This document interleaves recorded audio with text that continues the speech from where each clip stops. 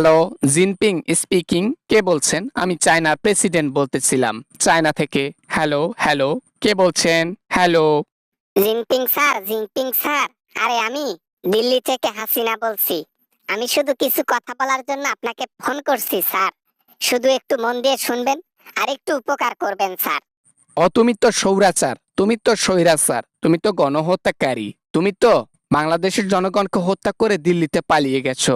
ওই মহিলা তুমি না? আচ্ছা আচ্ছা, চিনতে পেরেছি আমি। কি বলতে ফোন করেছো?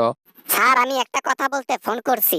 কথা হচ্ছে মোহাম্মদ ইউনূসের সাথে সম্পর্ক একবারে কেটে দেন, ব্রেকআপ করে ফেলেন। বাংলাদেশের সাথে সম্পর্ক করার দরকার নেই। আমি যতদিন গদি পাই নাই সম্পর্ক বন্ধ রাখেন। কোথায় তুমি আর কোথায় ইন্নু ছাড়? হ্যাঁ, ওনার সম্মান কোথায় আর তোমার সম্মান কোথায়? কার কথা মানবো? তোমার কথা প্রশ্নই ওঠে না। ইন্নু ছাড় হচ্ছেন সম্মানীয় ব্যক্তি আর তুমি হচ্ছ নেতর। না মানে স্যার আর কি ওই বা না মানে ওই বাবা অপমান করলেন স্যার। অপমানটা করেন না বুঝছেন। আমি যখন গদিতে যাব না আপনাদেরকে অনেক হেল্প করব। ইন্ডিয়াকে অনেক মাংনা জিনিস দিয়েছিলাম, আপনাদেরকেও দেব। আমরা আসলে দুর্নীতি পছন্দ করি না। আমরা ফ্রি নেই না এবং ফ্রি দেই না। হ্যাঁ, ভালো কাজে আমরা অবশ্যই যুক্ত থাকি, খারাপ কাজে কখনোই যুক্ত থাকি না। তোমার কথা বলা শেষ হইলে ফোনটা রেখে দাও, তুমি ভালো না। স্যার স্যার স্যার ফোনটা রাখিয়েন না স্যার, পায়ে পড়ি আপনার স্যার, ফোনটা রাখিয়েন না। আরে হাসিনা, গণহত্যাকারী, তোমার সাথে আমার কোনো সম্পর্ক নাই। তোমার সাথে কোনো কথা চলবে না। তোমার সাথে কথা বলা মানে দুর্নীতিতে যুক্ত হওয়া। তুমি যেটা বলতেছো এটা কখনোই সম্ভব না।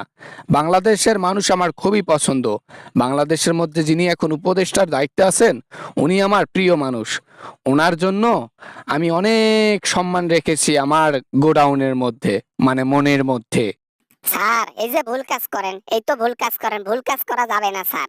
আমি দরকার পড়লে আপনাকে হাজার হাজার টাকা পাঠাই দেব স্যার। আপনি শুধু ওই সম্পর্কটা বিচ্ছিন্ন করেন বুঝছেন। আপাতত সম্পর্কটা বাদ দিয়ে দেন। এই হাসিনা, তুমি কিন্তু বেশি কথা বলতেছো। তুমি ষড়যন্ত্র করতেছো আমাদেরকে নিয়ে। হ্যাঁ, আমাদের ভালো দেখতে পারো না। রংপুরকে এখন আমরা উন্নত করে ফেলবো। রংপুরের কাজের উদ্যোগ নিয়েছি। আরো অনেক কিছুর উদ্যোগ চলতেছে। এগুলার কাজ খুবই শীঘ্রই শুরু হয়ে যাবে। তুমি থাকাতে যেটা করতে দাও নাই, এখন ইন্নুস স্যার সেটা করতে দিচ্ছেন।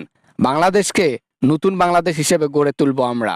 হালাই কয় কি রে, মাথা তো নষ্ট কইরা দিল। ভাবলাম যে সম্পর্কটা নষ্ট হয়ে যাক, বাংলাদেশের মানুষ একটু টেক্কা পাক, কিন্তু এ তো কথাই শুনতেছে না।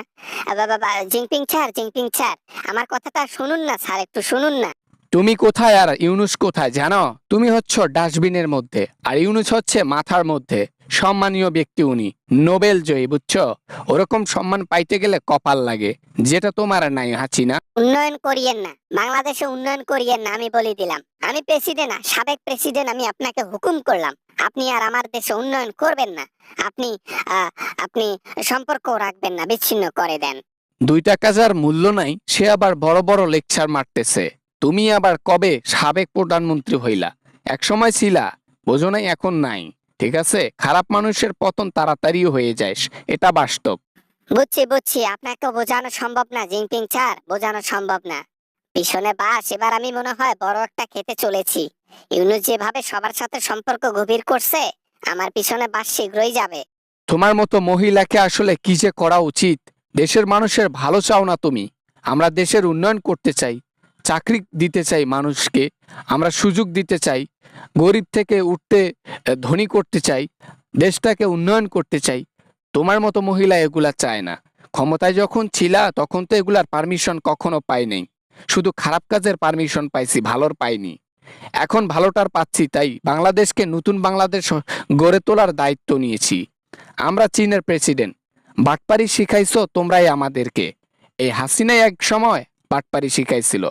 এখন সঠিক পথ চিনতে পেরেছি ইন্নুসের দ্বারা।